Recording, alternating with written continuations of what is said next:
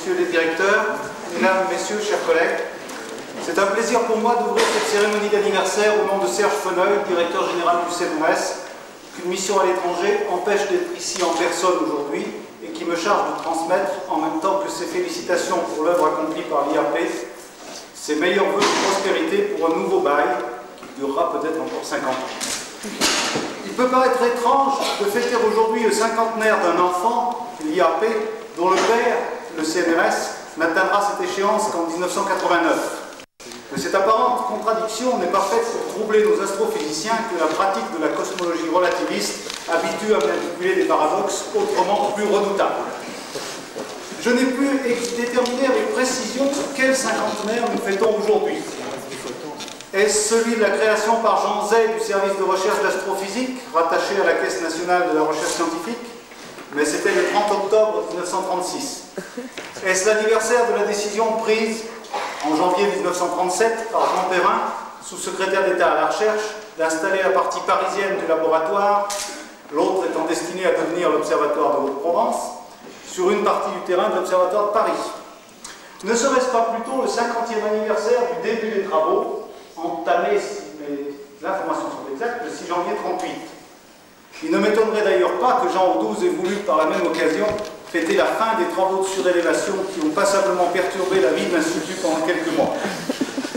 Quoi qu'il en soit, depuis une cinquantaine d'années, cette maison se consacre à la recherche en astrophysique sous les directions successives de Henri Mineur, André Danjon, André Lallemand, Jean-Claude Pesguer et Jean XII, et le CNRS n'a aucun scrupule ou état d'âme à assurer sa paternité, ou si l'on préfère, son tutorat éclairé.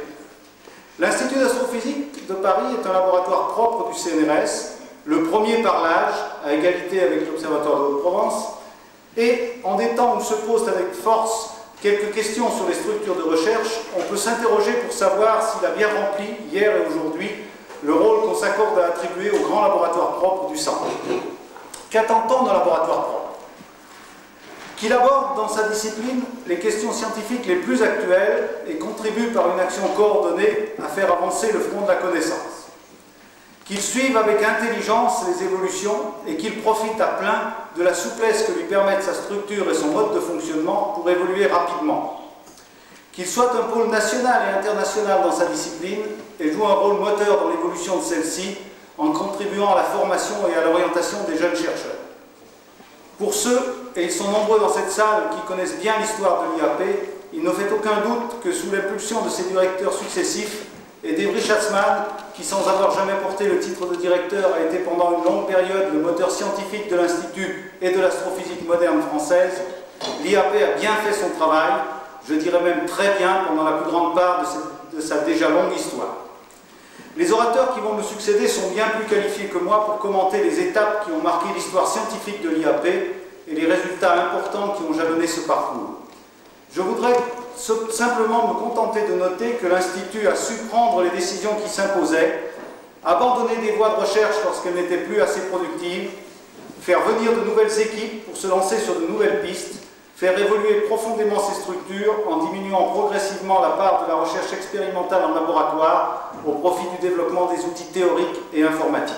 Que parfois l'administration, bien entendu tatillonne et mal intentionnée, a du mal à reconnaître qui appartient à l'IAP et qui ne lui appartient pas. Ouverture vers la communauté astronomique mondiale, favorisée par une implantation exceptionnelle au cœur de Paris. L'Institut accueille chaque année nombre de collègues étrangers, parmi les meilleurs, attirés par la qualité des collaborations scientifiques à l'IAP et dans la région parisienne, par l'environnement, par Paris, et pourquoi ne pas le dire, par la politique volontariste de la direction. Ouverture enfin vers le monde scientifique et culturel, illustrée par le succès des rencontres de l'IAP qui chaque mois remplit cet amphithéâtre autour de conférenciers et de sujets les plus divers. Les résultats obtenus sont à la hauteur des efforts d'ouverture faits par tous les acteurs et les responsables successifs.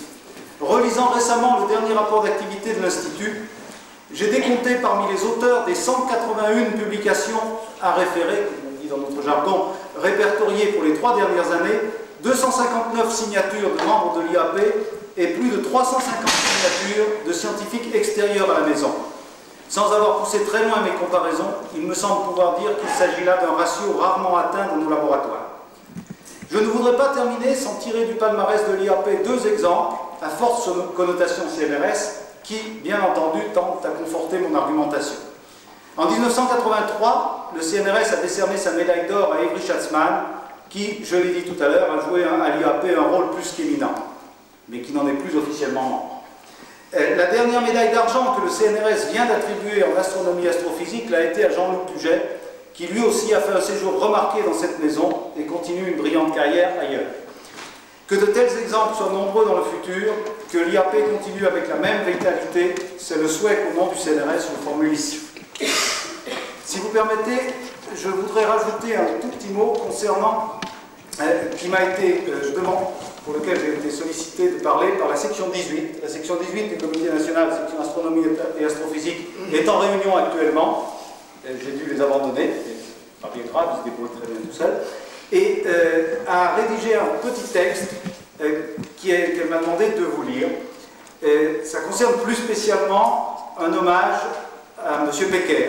Et bien entendu, la section s'associe à, disons, aux vœux qui sont exprimés à l'occasion du 50e anniversaire de l'IAP, mais a tenu à faire un sort particulier à le professeur Becker. Je lis le document qui m'a été transmis. Cette année, qui voit l'IAP fêter son cinquantenaire, est également celle du départ à la retraite de Jean-Claude Becker, professeur au Collège de France, qui a dirigé l'établissement de... Alors là, il y a des petits points de suspension parce qu'il n'était plus très sûr des dates. 72-79. Bon.